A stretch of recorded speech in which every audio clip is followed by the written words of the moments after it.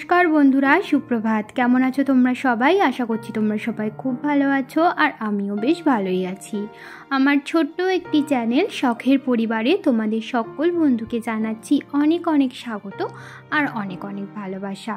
আজকের বারটি ছিল বুধবার, আর ঘড়িতে এখন সময় সকাল ওই 9:45।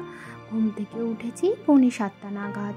ঘুম থেকে উঠে রোজকার দিনের মতো ঘর দুয়ার ঝাড় দেওয়া, মোছা, মানে বাসি কাজকর্ম যা যা থাকে আর কি, সমস্ত কিছু সেরে আমি স্নানটাও করে নিয়েছি। রোজ দিন তো আমি সকালেই স্নান করে নিই। যারা রেগুলার আমার ভিডিও দেখে থাকো তারা হয়তো জানবে আমি কিন্তু সকালেই বাসি কাজকর্ম সেরে এই যে কিছু জামা কাপড় ধোয়ার থাকলে সেগুলো ধুয়ে একেবারে স্নান করে নিই। আজকেও তাই করেছি। আর আজকে না সমস্ত জামা কাপড় ভিতরের দিকে মেলে দিলাম, তার কারণ সকাল থেকেই দেখছি বাইরে টিপ টিপ করে বৃষ্টি পড়ে যাচ্ছে। মনে তো হয় না আজকে আর রোদ বেরাবে।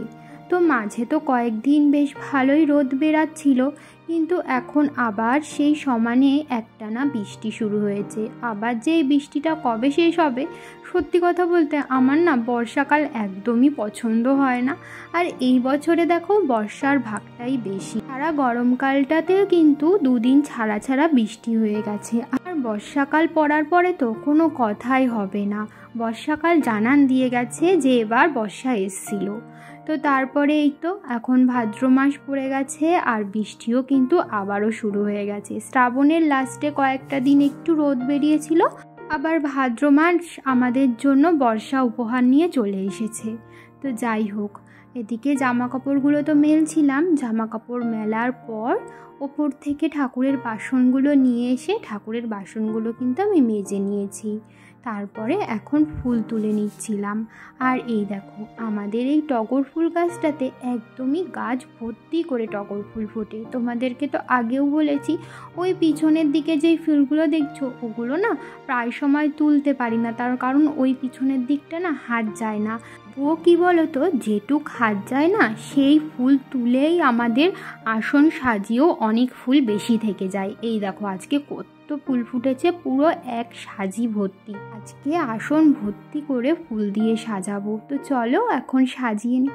এই দেখো ঠাকুরের আসনটা ফুল দিয়ে সুন্দর করে সাজিয়ে নিয়েছি। বেশ ভালো লাগছে না? অনেক ফুল দিয়ে আসন সাজালে না খুব ভালো লাগে দেখতে। এর মধ্যে যদি কয়েকটা লাল ফুল দিতে পারতাম তাহলে না আরও সুন্দর ফুটতো, কিন্তু লাল ফুল তো আমাদের গাছে ফোটে না, বেশিরভাগটাই সব সাদা ফুল।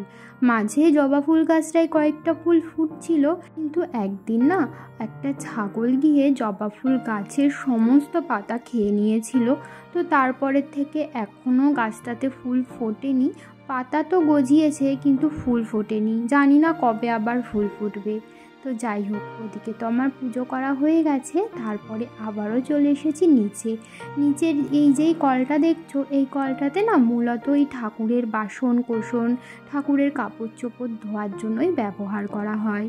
তো এই ঠাকুরের কয়েকটা কাপড় চোপড় ছিল যেগুলো ধুতে হতো। কালকে তো বৃহস্পতিবার, ঠাকুরের আসনের কাপড়গুলো পাল্টাবো, তো সেই কারণে ভাবলাম আজকেই ধুয়ে দিই। ভাবছিলাম যে ধুয়ে কোথায় মেলবো, সমস্ত জায়গাতেই তো জামা কাপড় মেলা রয়েছে, একমাত্র বারান্দার দড়িটাই ফাঁকা রয়েছে, কিন্তু বাইরে তো বৃষ্টি পড়ছে। বারান্দায় এই কাপড়গুলো যদি মেলি তাহলে তো ভিজে যাবে। কিন্তু এগুলো ভাবতে ভাবতেই না দেখছি বাইরের বৃষ্টিটা হালকা কমেও গেছিল, আর হালকা হালকা রোদও বেরিয়েছিল। দেখেছো, ঠাকুরের জামা কাপড় মেলার কি আবার জায়গার অভাব পড়ে? তো এখন জামা কাপড়গুলো ধুয়ে না ওপরে বারান্দাতে মেলে দেবো। আর কি বলো তো, এই কাপড়গুলো ধুতে না বেশি রোদের প্রয়োজন হয় না, হালকা একটু রোদ বেরালেই জামা কাপড়গুলো শুকিয়ে যায়, যেহেতু একদমই পাতলা পাতলা কাপড়। আর এই যে ঠাকুরের জামাগুলো দেখছো, এই জামাগুলো শুকাতে একটু রোদ লাগে, কিন্তু আজকে তো মনে হয় না রোদ বেরাবে। এখন একটু বৃষ্টিটা কমেছে, তাই ভাগ্য এই জামা কাপড়গুলো না মানে জলটা ঝরে গেলেই ভিতরে ফ্যানের তলায় দিয়ে দেব, তাহলে একদমই কালকের মধ্যে শুকিয়ে যাবে। আর এই পাতলা পাতলা যে কাপড়গুলো, এগুলো যেইটুক রোদ বেরিয়েছে ওটাতেই শুকিয়ে যাবে। তো এই তো সমস্তটা এখন বারান্দাতে মেলে দিলাম। আর বাইরে দেখতেই পাচ্ছ হালকা হালকা রোদ তো বেরিয়েইছে, কিন্তু আকাশটা প্রচণ্ড পরিমাণে মেঘলা করে রয়েছে, হয়তো একটু বাদেই আবার বৃষ্টি নামতে পারে। তো ওই তো ওপরে ঠাকুরের সমস্ত কাজকর্ম সেরে আমি চলে এসেছি নিচে। আর ঘড়িতে এখন ওই 10:30 মতো বাজে। আজকে একটু সকাল সকালই পুজো দেওয়া হয়ে গেল। যদিও আমি রোজ দিনই সকাল সকাল পুজো দিয়ে নিই, ওই 10টা 10:30টার মধ্যে আমার পুজো দেওয়া হয়ে যায়। তো এই তো এখন নিচে এসে বিছানাটা তুলে নিচ্ছি। সকালে তো হাজব্যান্ড ছেলে শুয়েছিল, তাই সকালে আর বাসি বিছানাটা তুলতে পারিনি, এই কারণে এখন বিছানাটা তুলে নিচ্ছি। আর হাজব্যান্ডেরও স্নান দান হয়ে গেছে, ও তো কাজে বেরাবে, স্নান যেহেতু হয়ে গেছে ওকে এখন খেতে দেব।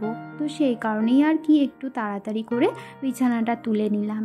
আমাদের রান্না হয়েছিল ডিমের ঝোল, তো হাজব্যান্ডকে খেতে দিয়ে দিয়েছি আর সবারই খাওয়া হয়ে গেছে, শুধুমাত্র আমি আর ছেলে বাকি। আর এই তো হাজব্যান্ড খেয়ে দিয়ে কাজে যাবার পর আমি আমার খাবারটা গুছিয়ে নিয়েছি। ভাত, আলু সিদ্ধ মাখা আর আগের দিনের একটু মাংস ছিল, ওটাই গরম করে নিয়েছি, আর টক ডাল, এটা দিয়েই এখন খেয়ে নেবো। আর ডিমের ঝোলটা দিয়ে দুপুরবেলা খাবো। চলো বন্ধুরা, আজকের ভিডিওটা এই পর্যন্তই রাখছি। আবারও দেখা হবে পরবর্তী ভিডিওতে। ততক্ষণের জন্য তোমরা ভালো থেকো, সুস্থ থেকো, সাবধানে থেকো আর অবশ্যই আমার পাশে থেকো।